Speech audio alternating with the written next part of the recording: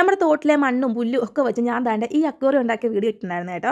അന്ന് എന്നോട് ഒരാൾ പറഞ്ഞിട്ടുണ്ടായിരുന്നു ഇതിൽ ഷ്രിമ്പിനെ വാങ്ങിച്ചിടാനെന്ന്. എനിക്ക് ഈ മീനുകളെ പറ്റി വലിയ ധാരണയൊന്നുമില്ല കേട്ടോ. അതുപോലെ നമ്മൾ ഈ നട്ടുകൊടുത്ത ചെടികളൊക്കെ ഒന്ന് വേര് പിടിക്കാൻ സമയം വേണമല്ലോ. അപ്പം അത്ര സമയമൊക്കെ ഞാനൊന്ന് വെയിറ്റ് ചെയ്തിട്ട് ഞാൻ താണ്ട ഇന്നലെ മീനെ വാങ്ങാൻ വേണ്ടി ഇറങ്ങി. ഷ്രിമ്പിനെ വാങ്ങാൻ വേണ്ടിയാണ് ഇറങ്ങിയത് കേട്ടോ. പക്ഷേ നമ്മുടെ വീടിനടുത്തുള്ള അക്വേറിയം ഷോപ്പിൽ ഷ്രിമ്പ് ഇല്ലായിരുന്നു.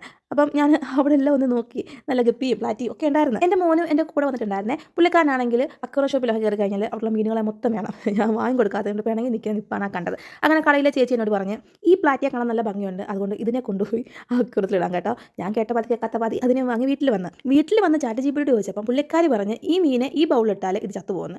എന്നാൽ കരുതി നമ്മുടെ പുറത്തുള്ള ടാങ്കിനകത്ത് ഇടാവുന്നത്. ടാങ്കൊന്നും അല്ല കേട്ടോ, നമ്മുടെ വീട്ടിലൊരു സിമെൻറ്റ് അടിച്ചിട്ട് ഞാനൊരു ടാങ്ക് പോലെ അങ്ങ് സെറ്റ് ചെയ്തെടുത്താണ്. സംഭവം കാണാൻ നല്ല ഭംഗിയാണ് കേട്ടോ. ഞാൻ താഴത്തെ തോട്ടിൽ നിന്ന് കൊണ്ടുവരുന്നതാണ് ഈ ആമ്പലൊക്കെ. ഇതൊക്കെ നന്നായിട്ട് കിളിച്ച് നല്ല ഹെൽത്തി ആയിട്ട് നിൽപ്പുണ്ട്. ഇതിൽ നേരത്തെ കുറച്ച് ഗപ്പികളൊക്കെ ഉണ്ടായിരുന്നു. ഈ മഴ സമയത്ത് അതൊക്കെ അങ്ങ് ചത്തുപോയി. അപ്പോൾ ഞാൻ നേരെ നമ്മളിപ്പോൾ കൊണ്ടുവന്ന പ്ലാറ്റിയെ കൂടി അതിൻ്റെ ഉള്ളിലേക്ക് അങ്ങ് വിട്ടേ.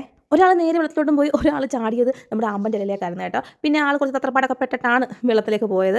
പിന്നെ ആളിങ്ങനെ വന്നിങ്ങനെ ആ പരിസരമൊക്കെ നോക്കുന്നുണ്ടായിരുന്നു. അപ്പോൾ ആളതിനകത്ത് ഓക്കെയാണ്. അതുകൊണ്ട് ഈ നിൽക്കുന്ന ചെടികളൊക്കെ ഉണ്ടല്ലോ, ഇതൊക്കെ ഞാൻ തോട്ടിൽ നിന്ന് പറിച്ച് ഇങ്ങനെ വീട്ടിൽ കൊണ്ട് വെക്കുന്നതാണ് കേട്ടോ. തോട്ടിലെ മണ്ണ് തന്നെ എടുത്ത് നടുന്നതുകൊണ്ടായിരിക്കണം ഇതൊക്കെ പെട്ടെന്ന് കിളിച്ച് വരുന്നത്. നല്ല ഭംഗിയാണല്ലോ കാണാൻ കേട്ടോ. കൊതുക് മുട്ടയിടാതിരിക്കാൻ വേണ്ടി ഞാൻ ഇതിലൊക്കെ കുഞ്ഞു മേലിട്ടുണ്ട് കേട്ടോ.